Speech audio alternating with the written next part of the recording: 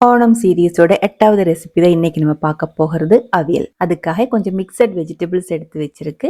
இதே மாதிரி நீளமாக தான் நம்ம அவியலுக்காக கட் பண்ணி எடுக்கணும். அடி கட்டியாக இருக்கிற ஒரு பாத்திரத்துக்குள்ள 1/2 கப் அளவு தண்ணி முதல்ல ஊற்றி இருக்கு.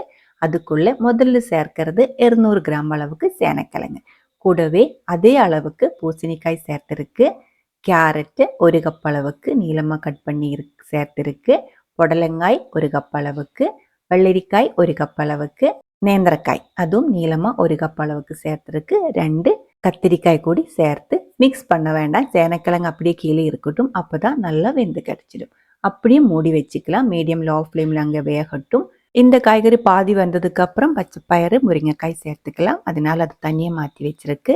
இடிச்சு சேர்க்கறதுக்காக 2 கப் அளவுக்கு துருவன தேங்காய், 1 டீஸ்பூன் அளவுக்கு சீரகம், 1 டீஸ்பூன் அளவுக்கு மஞ்சத்தூள், 2 பச்சை மிளகாய் கூடி சேர்த்து இடிச்சு எடுத்துக்கோங்க, அரையக்கூடாது. அதுக்குள்ள நம்ம மூடி வச்சிருக்கிற காய்கறி பாதி வெந்திருக்கு, ஃபுல்லா வேகலை. மிக்ஸ் பண்ணி விட்டதுக்கு அப்புறம் பயறு முருங்கைக்காய் ரெண்டுமே சேர்த்துக்கலாம். தேவையான அளவுக்கு உப்பு ஓடி சேர்த்து நல்லா கலந்து விட்டுக்கோங்க. அவியல் சேர்க்கிற காய்கறியோட அந்த கணக்கு எப்படி அப்படின்னா, வேகும்போது ரொம்ப குழஞ்சு போகிறது கொஞ்சம் அதிகமாக எடுத்துக்கோங்க. வெந்ததுக்கு அப்புறம் அப்படியே நிற்கிறது கொஞ்சம் கம்மியாகவும் எடுத்துக்கலாம். அதே மாதிரி உங்களுக்கு பிடிச்ச எந்த வெஜிடபிள்ஸ் வேணாலும் சேர்த்துக்கலாம். இது சேர்க்கணும், இது சேர்க்கக்கூடாது, அந்த மாதிரி எதுவுமே இல்லை. வெஜிடபிள்ஸ் எல்லாமே கரெக்டான அளவுக்கு வெந்ததுக்கு அப்புறம் நம்ம இடிச்சு எடுத்து வச்சிருக்கிற தேங்காயோட மிக்ஸ் அதுக்குள்ளே சேர்த்து நல்லா மிக்ஸ் பண்ணி விட்டுக்கோங்க. ரொம்ப அதிகமாக வெந்து குழஞ்சு போகக்கூடாது. இது கரெக்டான அளவுக்கு இப்படியே நிற்கும் போது தான் அவியல் பார்க்கறதுக்கு நல்லா இருக்கும். இப்படி தான் அவியல் செஞ்செடுக்கிறது.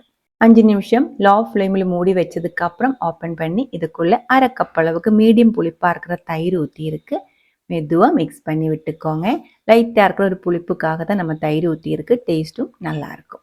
அவியல் இதே மாதிரி திக்காக கொஞ்சம் தண்ணி கம்மியாக ட்ரையாக தான் நம்ம செஞ்செடுக்கிறது. அதனால தண்ணியோட அளவு பார்த்துக்கோங்க. அதுக்கப்புறம் நம்ம இதுக்குள்ளே ஃப்ரெஷ்ஷாக இருக்கிற மணமாக இருக்கிற கருவேப்பிலை தாராளமாக சேர்த்து 3 to 4 டேபிள் ஸ்பூன் அளவுக்கு பச்சையாக இருக்கிற ஃப்ரெஷ்ஷாக இருக்கிற தேங்காய் எண்ணெய் ஊற்றி கலந்து உடனே ஆஃப் பண்ணி எடுத்துக்கலாம். இதுக்குள்ளே நம்ம வேறு எதுவுமே தாளித்து ஊற்றுறதில்லை. ஓணம் சத்யா ஸ்பெஷல் அவியலோட ரெசிபி தான் இது.